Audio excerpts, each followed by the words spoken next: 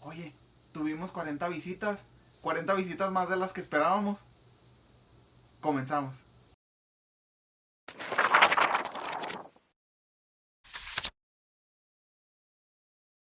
Frank Morris era un hombre que tenía una obsesión. Otros como él coleccionaban montañas de periódicos o kilómetros de cintas. O se pasaban toda su vida tratando de inventar un sistema infalible de apuestas o un método seguro de hundir al mercado de valores. La obsesión particular de Frank Morris era la magia. Vivía solo en una habitación alquilada y solo tenía un gato por compañía. Las mesas y las sillas de la habitación estaban repletas de libros y manuscritos antiguos, las paredes cubiertas con herramientas propias de un brujo y los armarios llenos de hierbas y esencias mágicas. La gente le dejaba solo y a Frank le gustaba que fuera así. Sabía que algún día terminaría por encontrar el hechizo adecuado, que entonces aparecería un demonio y le concedería un deseo glorioso. En eso soñaba por la noche y por la mañana seguía trabajando en sus fórmulas. Su gato negro estaba echado cerca, con los ojos amarillentos, medio cerrados, como si fuera la misma alma de la magia. Y Frank siguió trabajando, analizando las permutaciones infinitas de sus fórmulas. Se había acostumbrado tanto al fracaso, que el éxito lo tomó por sorpresa. Una nubecilla de humo apareció en el pentágono trazado en el suelo. Un demonio adquirió forma lentamente y Frank, que tanto había anhelado aquel momento, se encontró temblando de miedo. De algún modo, durante todos aquellos años, nunca había llegado a decidir exactamente qué pediría cuando apareciera un demonio. La nubecilla de humo se convirtió en una enorme forma gris. Frank deambuló de un lado a otro de la habitación, se retorció las manos, acarició al gato, rechinó los dientes, se mordió las uñas y trató desesperadamente de pensar. Un deseo, y solo un deseo. Esa era la regla. ¿Pero qué podía pedir? ¿Riqueza? ¿O acaso el poder era más valioso? ¿Debería considerar la eventualidad de pedir la inmortalidad? ¿O sería más seguro un deseo algo más modesto? Ahora, el demonio ya había adquirido su forma. Su cabeza puntiaguda rozaba el techo y sus labios se hallaban retorcidos en una expresión demoníaca.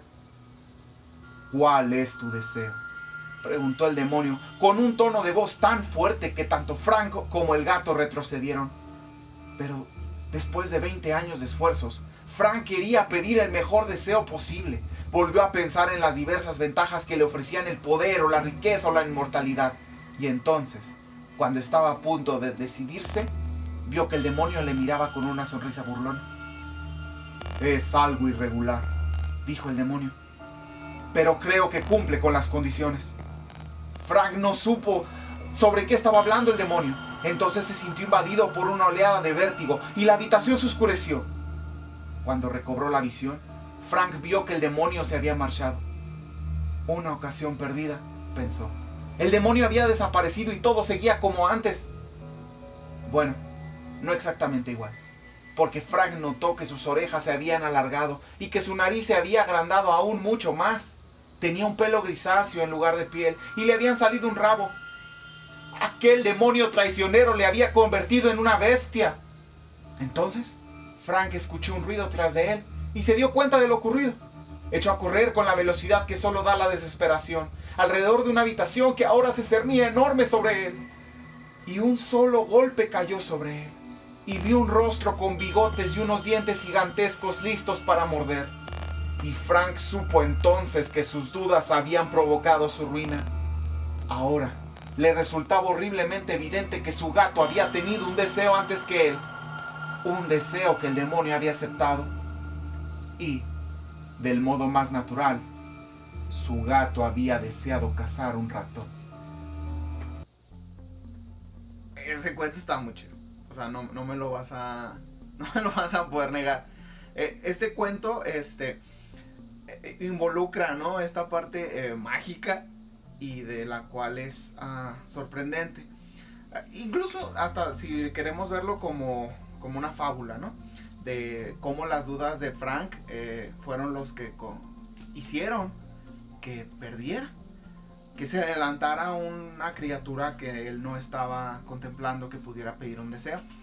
Pero dentro de la ficción, este tipo de situaciones son completamente naturales. Porque no podría pedir algo el gato. ¿Por qué no podría pedir algo un personaje más del cuento? Porque el demonio no era bueno ni malo. La cuestión aquí fue que se adelantaron al cuento. Entonces, ¿será lo que estoy pensando? ¿Será que nada más esta persona dijo, vamos a escribir un cuento de terror?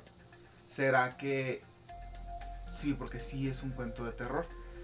A lo mejor dices, no es cierto, porque no hubo sangre ni nada. No, pero recuerda que en ocasiones el terror se desata, se detona con una pregunta. ¿Qué pasaría si? Este cuento es muy bueno para pensar en ese tipo de cosas.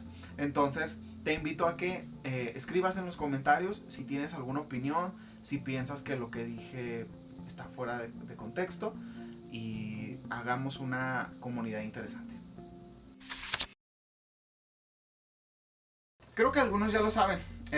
Tengo aproximadamente 10 años trabajando en bibliotecas, y a lo largo de este tiempo pues he tenido pues algunas experiencias. Me gustaría compartirles una que me hizo pensar y recordar algunas cosas, y que creo que ofendí a una persona en la semana que acaba de pasar. Resulta que se acercó una señora, ¿no? Entonces me dijo, oiga, tengo libros para donar a las bibliotecas. Entonces uno sabe, con el tiempo uno se da cuenta cuando quieren irte a donar libros a la biblioteca. Entonces le dije a la persona que no, que ahorita no estábamos aceptando donaciones, pero que muchas gracias. La señora me dijo que estaba limpiando su casa, que necesitaba sacar los libros de ahí, y que pues a ella se le había hecho lo mejor del mundo donar los libros a la biblioteca para que todo el mundo los usara. Le volví a decir que no, pero se puso muy insistente. Entonces después de un ratito,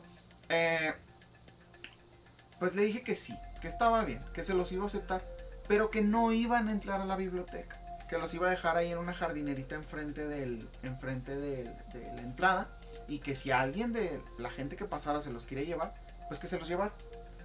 La señora medio se ofendió. Me dijo que no, que por qué, que porque los libros son importantes, y que los niños estudiando, y que es bien bonito cuando copias y transcribes lo que dice en la enciclopedia. Hay que aceptar que el tiempo ya cambió. Ya hay cierta clase de materiales que ya no son vigentes, que ya no sirven, que ya son basura, que se convirtieron en basura. Pero que al darles este pensamiento romántico de, ay, fueron mis libros que me acompañaron en la infancia. Durante la infancia fueron útiles, pero ahorita ya no. En las escuelas ya no te aceptan bibliografías con más de 10 años, y 10 años ya es demasiado. Entonces, digo, bueno, ándele pues, vamos señora. Acompaño a la señora a la camionetita donde las trae en una rejita de estas de madera, de fruta. Y pues yo agarro la reja, me la llevo, y la señora me dice, devuélveme la reja nada más, porque voy a seguir sacando cosas. Eran una enciclopedia de estas del Reader Digest. Me sentí mal, dije, bueno, pues ya ni modo, me las voy a llevar. Las puse. Le dije a la señora, estos libros no se les va a dar uso. La señora casi se muere, que porque eran libros increíbles. Uno, si fueran libros increíbles, no los estaría regalando. O sea, dos, estaban mojados. Estaban ya amarillos de que los tenían ahí arrumbados. Estaban llenos de tierra. Entendamos que no es un favor que le hacen a las bibliotecas. Esos libros ya no sirven. El internet vino a rebanar todo lo que es las enciclopedias. A diferencia de los libros de oficios, a diferencia de los libros de literatura, que esos se mantienen vigentes con el tiempo.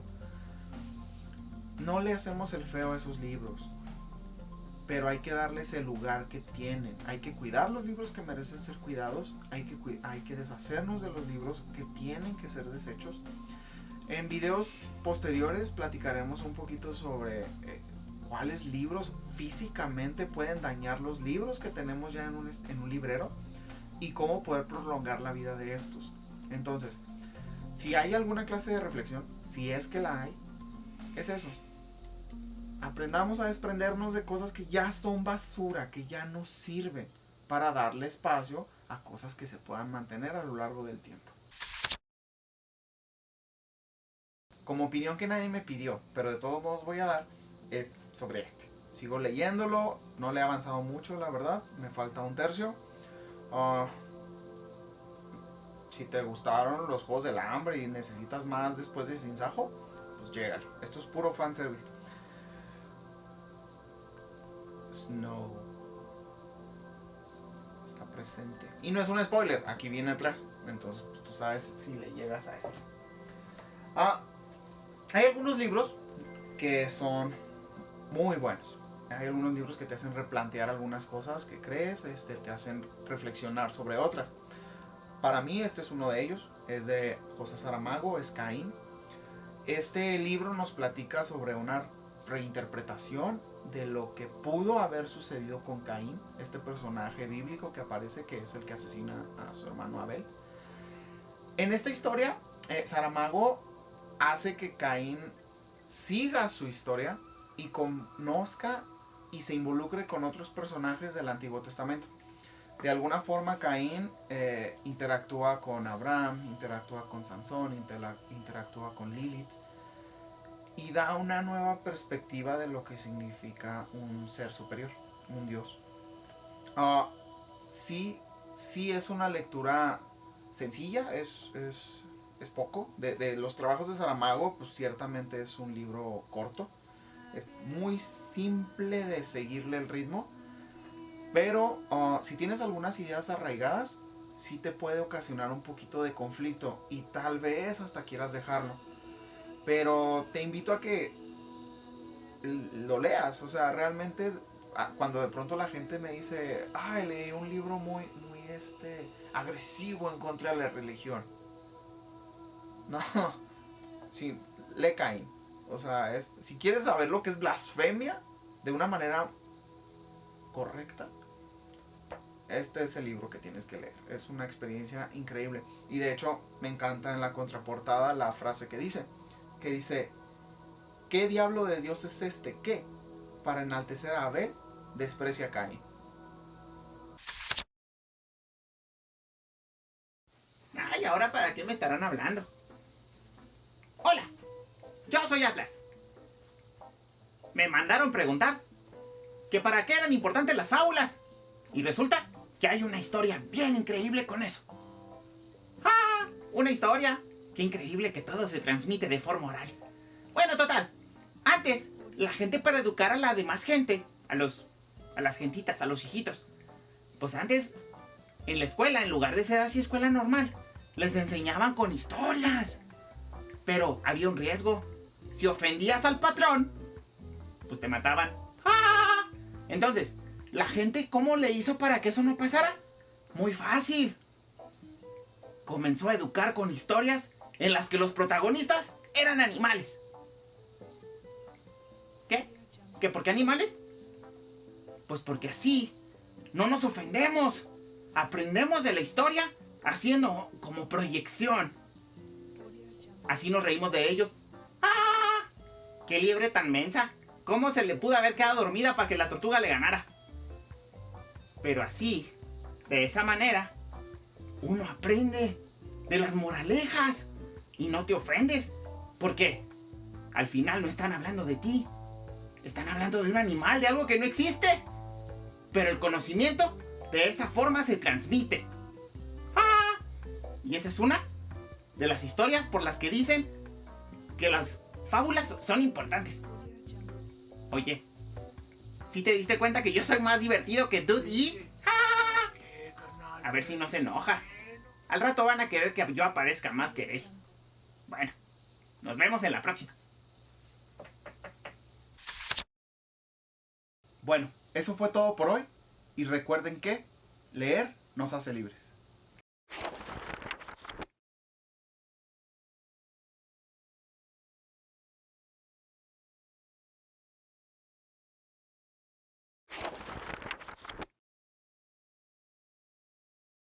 De todos modos doy es de esto. Sigo avanzándole con mi lectura, no le he tomado